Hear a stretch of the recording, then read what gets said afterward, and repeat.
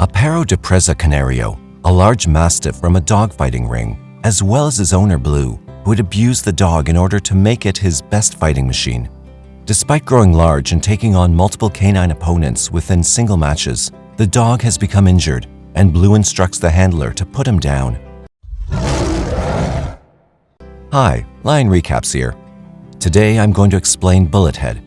Spoiler alert, fun fact is this movie stars Adrian Brody, Antonio Banderas, and John Malkovich.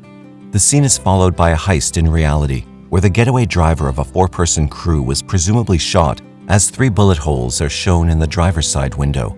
The getaway car goes out of control and then crashes into an abandoned warehouse. The driver's dead, his head resting on the steering wheel. The other 3 criminals, Stacy, Walker, and Gage, quickly take refuge in the warehouse. Stacy then contacts another driver to find out that they won't be picked up until the heat dies down the next day. While Stacy and Walker discuss cracking a stolen safe, Gage is in opiate withdrawal and is desperate to take his shot. It's then revealed that Gage has messed up the robbery when he left his post to steal drugs from a pharmacy. As they wait for the morning, Stacy thinks of his girlfriend Grace, who had left him years before but asked him to join her. They ended up parting ways because Stacy appears to be hesitant to leave a life of crime. Walker then tells Stacy a story from when he was younger.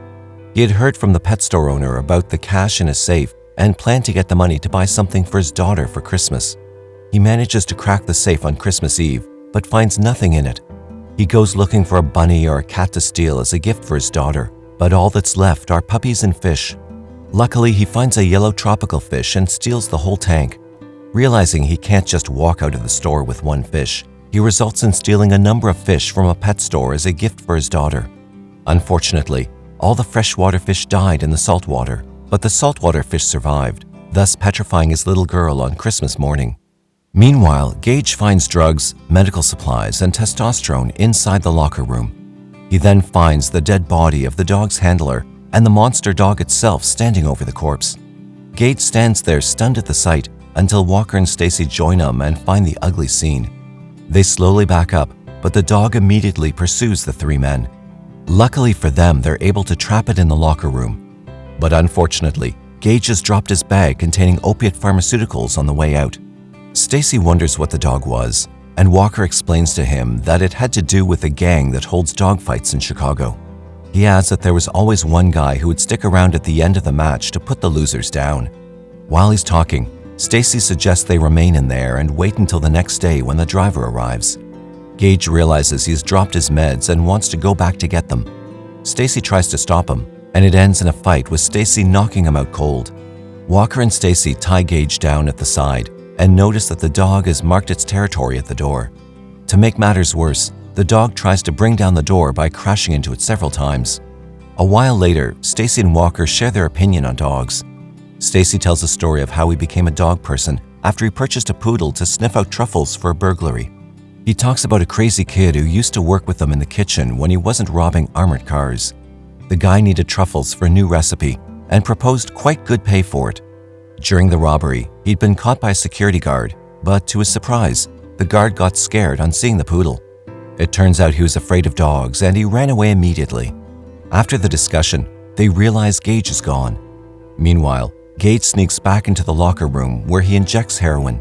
After he's calm, he opens his eyes and finds a bunny hopping around and immediately follows it until he arrives at an empty cage. On the other hand, Stacy and Walker call out to him to no avail. Stacy then spots a police dog handler arriving on the scene to search the vacant building, followed by a squad car with another 2 officers. While searching, the dog sneaks up on the officer but does not attack him when the officer shows affection for his dog. The police then leave without detecting the criminals. A while later, Gage bangs on the barricaded door for the other 2 to let him through after convincing them that the dog is not in sight. It took quite some time to open the door as they had to move all the items they'd used in barricading it. The dog sneak attacks Gage on opening the door and is released from the locker room. Gage's hand is torn up in the process, and Walker gets injured after falling through some scaffolding while trying to avoid getting eaten. The dog almost attacks him, but Stacy distracts the dog to let Walker escape. After a brief chase, the men escape into the locker room, but the dog gets in through a hole in the wall. Luckily for them, they make it to the back offices while dragging Gage and locking the dog out. We then see a flashback scene from the dog's point of view where it's taken out of the cage and down to another fight on the basement floor. The owner of the opponent dog looks down on the dog and trash talks its owners. But when they release the opponent's dog, the Mastiff tears down on the other dog in a matter of minutes. Back in the office, in the present day, Gage's wound is tended to while Stacy apologizes for hitting him. A while later, Stacy and Walker find a back room full of dogfighting winnings. They suspect that at least double what they had estimated could be in their safe. Gage joins them, and while discussing whether or not they're dog people, Gage tells the story of a dog he had rescued as a child. He had found the dog by the side of the road when he was 6. The canine had an injured leg, and he assumed it was hit by a car. Knowing his father wouldn't let him keep the canine, he hauled the dog back to the old shack behind their house. Since his dad was drinking so much, he felt that that would be the last place for him to go. Little Gage started bringing his lunches home from school, resulting in shoplifting to feed the dog. When the holidays came, he resulted in stealing food from their house but was soon caught by his dad, who killed the dog in Gage's presence. Back in reality, he gets sad and excuses himself, then goes back to the office crying. On the other hand, Stacy and Walker find the safe hidden behind lewd pictures of women on the walls. They quickly bag the cash and return to Gage, but unfortunately, Gage has taken another shot and died of an overdose. Sad, Stacy then gets a flashback to the night when he parted ways with his girlfriend. He had told her that he would meet her after a couple more jobs, but she informed him that she wouldn't wait for him if he weren't coming. He then promises to see her by the sea. Stacy comes back to his senses and covers Gage's body with a hoodie before joining Walker. He returns to Walker to find him in severe pain from his earlier wound. Although he's badly hurt, Walker stops Stacy from calling an ambulance and urges him to leave him behind.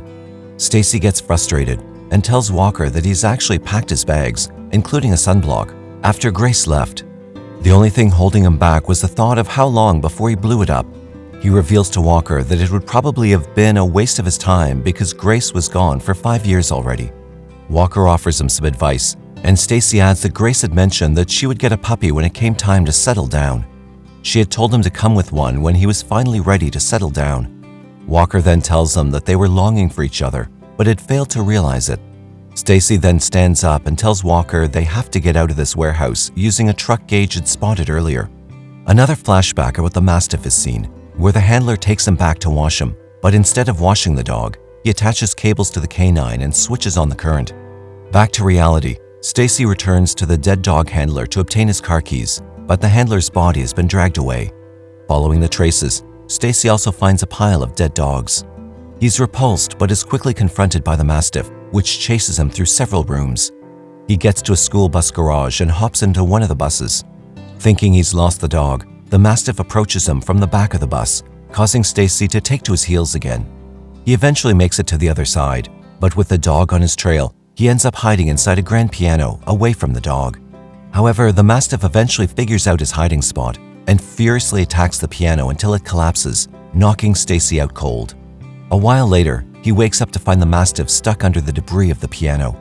Stacy debates leaving, but instead lifts the piano off the dog, which then leaves Stacy unharmed. Stacy then returns to the office to fetch Walker and takes him to the handler's van. As they're about to leave, Blue, the Mastiff's owner, pulls up in his car. Seeing them with a bag of his cash, he draws his gun on them, and while shooting, Walker takes the hit for Stacy and dies on the spot. Blue then pursues Stacy through the warehouse with an automatic rifle.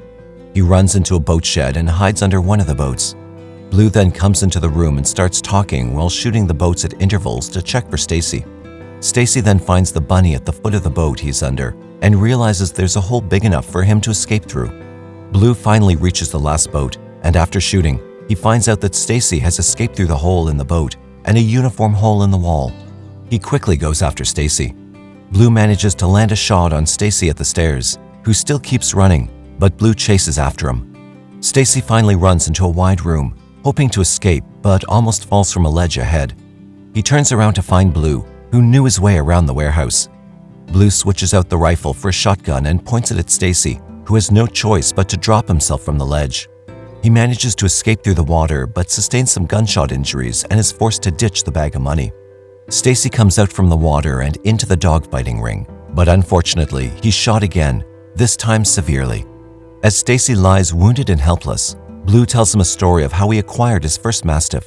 His neighbor owned this Mastiff, and was tearing through Blue's mother's garden. The neighbor did nothing to stop it, so Blue killed the neighbor and took the dog. He chastises Stacy, saying a dog doesn't understand ownership, but a thief, like Stacy, does. Just then, the Mastiff arrives in the ring, surprising Blue. Blue aims his gun at the dog, but he lets his guard down in a moment of egotism, and the Mastiff attacks. Blue and the Mastiff wound each other fatally, while Stacy could do nothing to help the situation.